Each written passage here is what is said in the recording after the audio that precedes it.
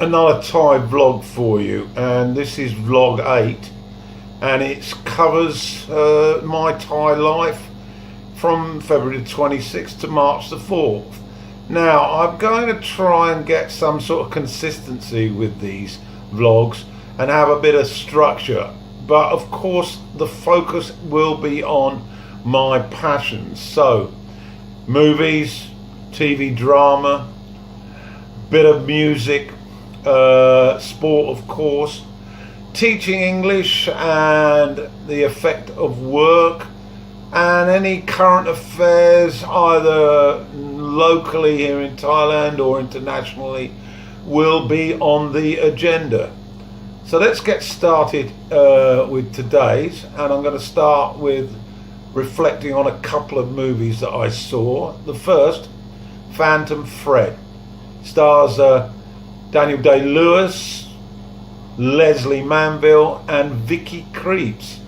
It's about a 50s clothing designer, Woodcock, played by Lewis, who provides clothing for the aristocracy and royalty. Now, he has an all-female firm, and his sister Cyril is his business partner and is also influential in managing the girls.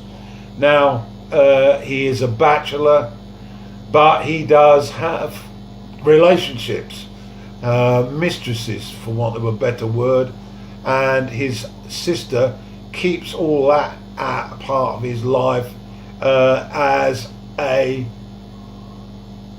issue that doesn't interfere with the running of the business.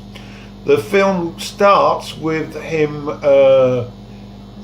getting rid of a mistress, and let's tell you a little bit about Woodcock. Well, he's a pedantic, particular, narcissistic sort of guy who likes things his way, and he embarks on a little travel trip and then runs into Alma, played by Vicky Krieps, who he persuades to come back and become his new mistress.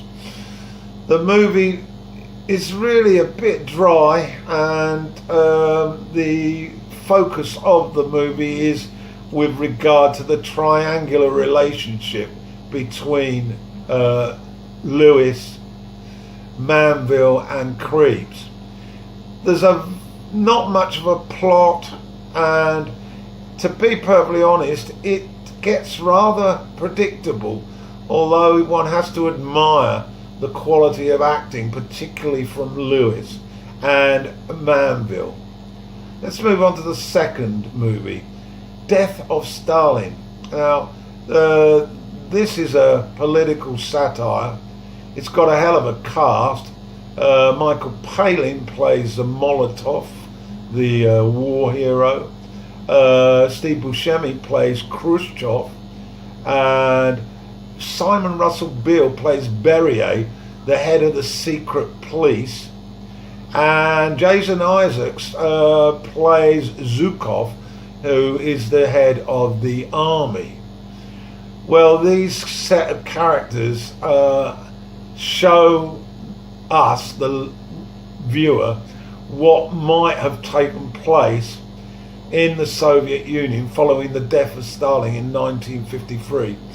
The members of the Politburo are seen rushing around like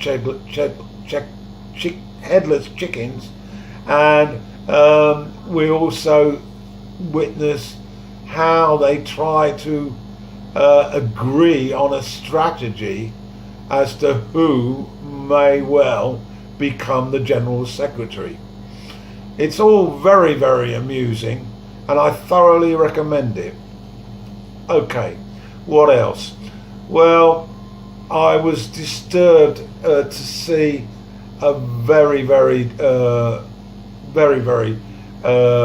disturbing video on Pattaya News, and what they had done, they had put some cameras on an interchange, a particularly busy interchange in Padua, where there appeared to be, well, unsure as to whether there were traffic lights or not. And through the course of, I guess, a 7-day period, well, we were witness to some of the most horrendous collisions between motorbikes and cars, and it was really carnage to an unbelievable extent.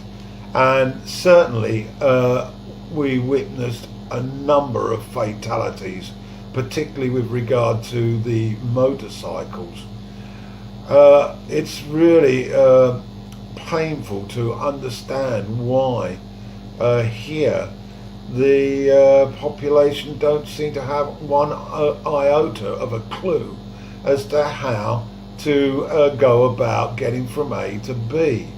They seem to have absolutely no brains whatsoever and are paying the ultimate price. Okay, let's move on to something a little bit well, less painful. School holidays are here, and that means poor attendance. Now, when this comes around, I always get into a depressive state, and it's largely because running this sort of business, I have to operate mixed ability classes. Now, in the holidays, a large number of students don't attend, and consequently the classes have to have a wider ability range to function as a business proposition. And this obviously leads to situations where students are in classes that are too difficult for them or are too easy for them. It's one of the realities. One observation I had in a class, as I say, around about this time, was when I was talking about jobs, and it mentioned au pair on the handout, and I described the role of an au pair, particularly with regard to Europe, as a means of improving one's English.